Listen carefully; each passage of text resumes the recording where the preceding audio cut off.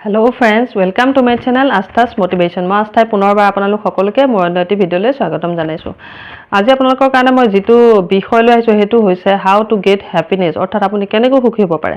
কিন্তু হেতু কোৱাৰ আগতে প্ৰথমতে সুখ কি আমি সেই বিষয়ে অকমান জানিব লাগিব। আমাৰ মানুহবিলাকৰ প্ৰত্যেকৰে জীৱনৰ এটাই লক্ষ্য সুখী হোৱা, নহয় জানো? টকা পইচা আমি হেকাৰণে উপাৰ্জন কৰো যাতে আমি সুখেৰে থাকিব পাৰো। এখন ভাল গাড়ী লওঁ, ধুনিয়া গাড়ী লওঁ যাতে আমি সুখী হ'ব পাৰো। এটা ধুনিয়া ঘৰ বনাও, তাতে ইন্টেৰিয়ৰ কৰাও, ডেকোৰেশন কৰাও, কিয়? যাতে আমি সুখী হ'ব পাৰো।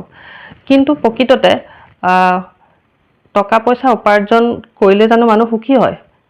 আসলতে টকা পইচাই সুখ নিদিয়ে। টকা পইচাৰ পৰা আমি যিখিনি বস্তু আহৰণ কৰো, তাৰ পৰা যিখিনি সুখ পাওঁ, হেকাৰণে আমি টকা পইচা উপাৰ্জন কৰো।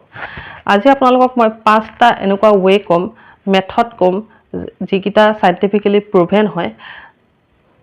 তো আহকচোন আমি জানো হেকিটা মেথড কিনো। ফার্স্ট হৈছে এক্সারসাইজ। ইয়েস, এতিয়া আপোনালোকে এক্সারসাইজ বুলি কোৱাৰ লগে লগে শব্দটো শুনি ভাবিব এক্সাৰসাইজ বুলি কোৱাৰ লগে লগে তো ফিজিক্যালৰ লগতহে জড়িত। একচুয়ালি নহয়, তেনে ধৰণৰ নহয় কথাটো। ফিজিক্যাল আৰু মেন্টালৰ দুইটাৰ কাৰণে এক্সাৰসাইজটো খুবেই প্ৰয়োজনীয়।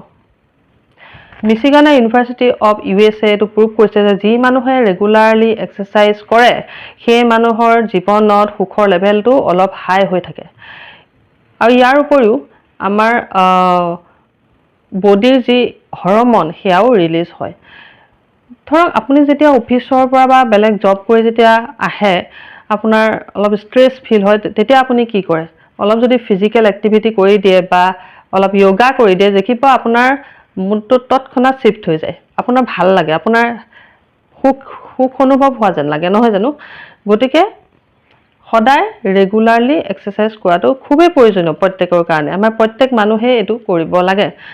আমাৰ ভগৱানে হিউম্যান বডিটো এনেদৰে ডিজাইন কৰিছে যাতে আমি কাম কৰিব পাৰো। কিন্তু আমাৰ মানুহে অকমান যদি আহৰি পাও কি কৰো? একদম টিভি সন্মুখত বহি যাও, নহলে মোবাইলটোকে পিটিকি থাকো। তেনেকে নহয়। তাৰ ফলত কি হৈছে নেগেটিভিটি বিলাক আমি কনজিউমহে কৰিছো। ডিপ্ৰেশন আহিছে আমাৰ মাইন্ডত। আমাৰ প্ৰত্যেকৰে মাইন্ডত ডিপ্ৰেশন হে আহে। গতিকে যদি আমি সুখী হ'ব বিচাৰো তেন্তে আমি এক্সাৰসাইজ ৰেগুলাৰলি কৰাটো উচিত। 2 নম্বৰটা আহিলে স্লিপ, অৰ্থাৎ স্লিপিং কৰা, অৰ্থাৎ শুৱাটো খুবেই জৰুৰী সুখী হ'বৰ কাৰণে। কেনেকৈ? যদি আমি 7-8 ঘণ্টা টোপনি দিব পাৰো, ভালকৈ টোপনি যাব পাৰো, তেন্তে ইয়াৰ পৰা আমি সুখী হ'ব পাৰো। যেহেতু আমি বিভিন্ন ধৰণৰ কাম কৰি, ধৰকচোন আপুনি যেতিয়া আবেলি জবৰ পৰা বা অফিচৰ পৰা যেতিয়া ঘৰলৈ উভতি আহে, তেতিয়া অলপ মানুহৰ ভাগৰুৱা অনুভৱ হয়, অলপ টোপনি লাগে, নহয় জানো? কিন্তু তেতিয়াও যেতিয়া আপুনি কাম কৰে আৰু পৰিয়ালৰ কোনোবা সদস্যই যদি আপোনাক মাতি দিয়ে সেইখিনি সময়ত, আপুনি ফ্ৰাষ্ট্ৰেটেড হৈ যায়, আপোনাৰ খং উঠি যায়, গালি গালাজ পাৰে আপুনি। তো সেই কাৰণে অকমান টোপনিৰ প্ৰয়োজন আছে, অলপ ৰেষ্টৰ প্ৰয়োজন আছে বডিটোকো। যেহেতু ফৰ এক্সাম্পল আপুনি ধৰক মোবাইলটো যেতিয়া ইউজ কৰি থাকে, মোবাইলটো কি হয়? গৰম হৈ যায়, নহয় জানো? তাকো অকণ ৰেষ্টৰ প্ৰয়োজন হয়। ঠিক সেইদৰে আমাৰ হিউম্যান বডিটোকো অলপ ৰেষ্টৰ প্ৰয়োজন হয়। আমাকো অলপ শান্ত বডিটো শান্ত কৰি ৰখাৰ অলপ প্ৰয়োজনীয়তা আছে। কিন্তু আমি শান্ত হৈ থাকিব নোৱাৰো। কিয়নো? কাৰণ শান্ত হ'বলৈ যাওঁতে আমি হাতত মোবাইলটো লৈ পেলাই পিটিকিবলৈ লাগি যাওঁ। তে এনেদৰে জানো আমি শান্ত হৈ থাকিব পাৰিম? নিশ্চয় নোৱাৰো। গতিকে টোপনি যোৱাটো খুবেই প্ৰয়োজনীয়। থাৰ্ডত আহিলে মেডিটেশন। এটা মেডিটেশন বুলি কোৱাৰ লগে লগে মানুহে ভাবিব যে এক জেগাত বহি চকু মুদি পেলাই, সেইটো নহয়। শান্ত হৈ থকাটো কিন্তু এটা মেডিটেশন। যদি আপুনি শান্ত হৈ থাকিব নোৱাৰে তেন্তে আপুনি সুখী হ'ব কেনেকৈ? গতিকে প্ৰত্যেকই মেডিটেশন কৰাটো খুবেই জৰুৰী। মেডিটেশনে আপোনাৰ মাইন্ডটো কি কৰিব? ফ্ৰী কৰিব, অলপ ৰিলেক্স কৰিব। তাৰ ফলত আপুনি আকৌ কাম কৰাত নতুনকৈ কাম কৰিবলৈ আগ্ৰহ জন্মিব। আপোনাৰ সকলো ষ্ট্ৰেছ কমি যাব, এনজাইটি কমি যাব, যিবিলাক খং ৰাগ এইবিলাক বস্তু আপোনাৰ মাইন্ডৰ পৰা অটোমেটিক লাহে লাহে কমি যাব। আপোনাৰ সুখৰ লেভেলটো অলপ হাই হ'ব। তাৰপিছত আহিলে social life. Yes, social life. Harvard university of USA এইটো প্ৰুভ কৰিছে যে মানুহ আচলতে সুখী কেনেকৈ হয়। যেতিয়া এইটো ৰিচাৰ্চ চলি আছিলে বহুত দীঘলীয়াকৈ, তাৰ ফলৰ ৰিজাল্টটো কি হৈছে জানে? মানুহ সুখী হোৱাৰ কাৰণ কেৱল টকা পইচাও নাছিলে বা সাকসেসও নাছিলে, আছিলে কেৱল ছ'চিয়েল কানেক্টিভিটি, হিউম্যান কানেক্টিভিটি দেই। মানুহৰ লগত যিটো ৰিলেশ্যন, এজনৰ আনজনৰ লগত, সেইটোৰ পৰাহে মানুহ প্ৰকৃততে সুখী হয়। কিন্তু আজিকালি ছ'চিয়েল মিডিয়া অহাৰ পৰা আমাৰ মানুহবিলাকৰ মাজত কানেকশ্যন নোহোৱা হ'ল। ছ'চিয়েল মিডিয়া আহি গ'ল, ফেচবুক, হোৱাটছআপ, মানুহে ফেচবুক, হোৱাটছআপৰ জৰিয়তেহে খবৰ সোধে। আজিকালি মানুহে সম্বন্ধবিলাকো পাহৰি গৈছে লাহে লাহে। ইঘৰে আন ঘৰলৈ নোযোৱা হৈছে, বেলেগৰ মানুহ বা বেলেগৰ ঘৰৰ মানুহ আপোনাৰ ঘৰলৈ নহা হৈছে, আপুনিও কাৰো ঘৰলৈ নোযোৱা হৈছে, সময় নাই কাৰো। তাৰ মাজতেই সময় উলিয়াব লাগিব। যদি আপুনি সুখী হ'ব বিচাৰে তেন্তে হিউমেন কানেক্টিভিটি কৰি ৰখাটো খুবেই প্ৰয়োজন। সম্পৰ্কবিলাক তেতিয়াহে জীয়াই থাকিব আৰু ই হৈছে একদম বেষ্ট।